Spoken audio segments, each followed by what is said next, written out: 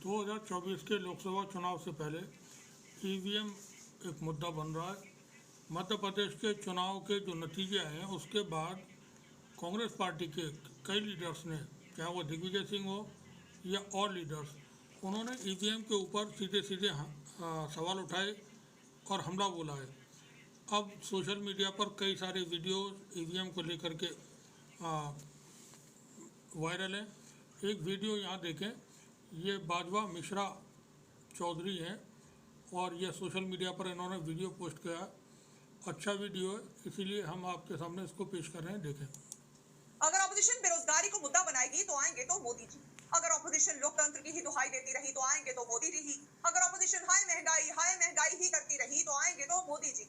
अगर ऑपोजिशन जातीय जनगणना को ही समझाने में लगी रही तो आएंगे तो मोदी जी ही। अगर ऑपोजिशन शिक्षा, सेहत, भाईचारा, मोहब्बत की दुकान की ही बात करती रही तो आएंगे तो मोदी जी ही। अब ऐसा नहीं है कि भारत देश के सशक्त सुलझे हुए वोटर को इन सब परेशानियों की जानकारी नहीं या वो इन तमाम समस्याओं से जूझ नहीं रहे। हकीकत तो ये है कि ये सब पता है उसे, वो वोट भी समझ बूझ कर ही कर रहा है। पर सवाल यह है कि जिसे वो वोट कर रहा है उस तक वो वोट पहुंचा या नहीं। तो जवाब बड़ा सादा सा है, मौजूदा हालात बने रहे तो वोट न उसकी पसंद की पार्टी तक पहुंचा है न पहुंचेगा। यानी खेल सारा ईवीएम के जरिए संभाला जा रहा है और दिखावा लोकप्रियता का, गारंटी का, हिंदुत्व का किया जा रहा है। ये सब हिंदुत्व एंड ऑल बस एक नैरेटिव है, एक दिखावा है, एक फसाड है, ताकि पर्दे के पीछे ईवीएम के झोल को छुपाया जा सके। लोग पहले भी समझदार थे, आज भी समझदार हैं और कल भी समझदार रहेंगे। समझदारी की असल जरूरत ऑपोजिशन पार्टीज को है, जिन्हें अब बाकी के सारे मुद्दे भुलाकर ईवीएम पर एकजुट हो जाना चाहिए। करे वो इलेक्शन कमीशन से सीधे संवाद, फिर चाहे मुलाकात करनी पड़े या फिर सड़कों पर उतरकर धरना प्रदर्शन करना पड़े। जब तक इस ईवीएम पे तमाम पॉलिटिकल पार्टीज की सहमति ना बन जाए, तसल्ली ना हो जाए, कोई फायदा नहीं चुनाव में उतरने का, क्योंकि इन तमाम इलेक्शंस में आप नहीं हार रहे हैं, आपके जरिए जनता हार रही है।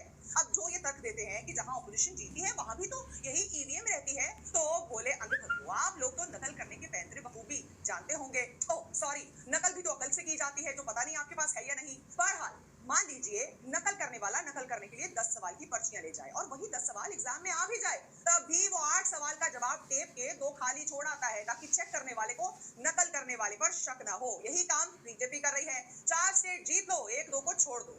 सो डियर ऑपोजिशन पार्टीज, अगर सच में जनता का भला चाहते हो तो ईवीएम के सवाल पे अड़ जाओ, आवाज उठाओ और तर्क बुलंद करो, वरना गया देश हाथ से। इस इलेक्ट्रॉनिक एज में जहां आपके मोबाइल का कैमरा और वाईफाई को रिमोटली एक मामूली सी ऐप के जरिए ऑन किया जा सकता हो, ये ईवीएम क्या चीज है जिसका सारा कंट्रोल सरकारी तंत्र के पास है।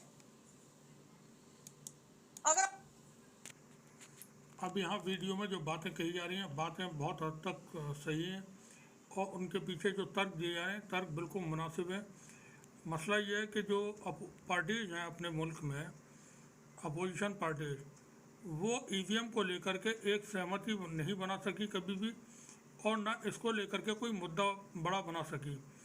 इनको चाहिए था कि ये सड़कों पर उतरती, लोगों के बीच जाती और बताती कि देखें ईवीएम में गड़बड़ी है, और उसको एक्सपर्ट्स के जरिए साबित करते और चुनाव आयोग के सामने चीज़ों को ला करके रखते कि आप देखें जो कुछ हो रहा है ये ठीक नहीं, इसमें आप सुधार कीजिए और बैलेट पेपर पर आइए।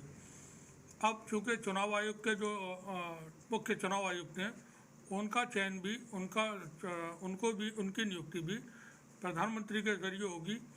तो आइंदा के चुनाव में, आइंदा चुनाव होंगे भी नहीं होंगे, बात कोई पता नहीं 2024 के बाद।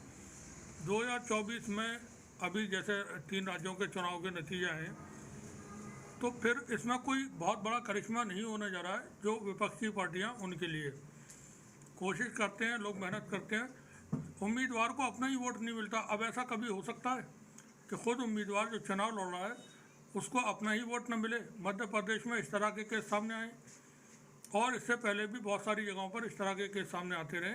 तो ईवीएम पर शक है और चुनाव आयोग की जिम्मेदारी बनती है कि अगर एक भी व्यक्ति को, एक भी वोटर को किसी केस पर शक है तो उसको वो दूर करे। लेकिन चुनाव आयोग की तरफ से ऐसी बात कभी होगी नहीं। तो अब विपक्ष की जिम्मेदारी बनती है कि वो लोग एकजुट होकर के डिमांड करें कि ईवीएम को हटाया जाए और बैलेट पेपर से चुनाव हो। अगर हो सके तो फिर ये विपक्ष के लोग चुनाव का बहिष्कार करें। अगर कोई रास्ता नहीं निकलता है तो चुनाव का बहिष्कार कर दें कि आरएसएस, चुनाव आयोग और बीजेपी ये सब मिलकर के आपस में चुनाव लड़ लें। और तो कोई इसका हल फिलहाल है नहीं।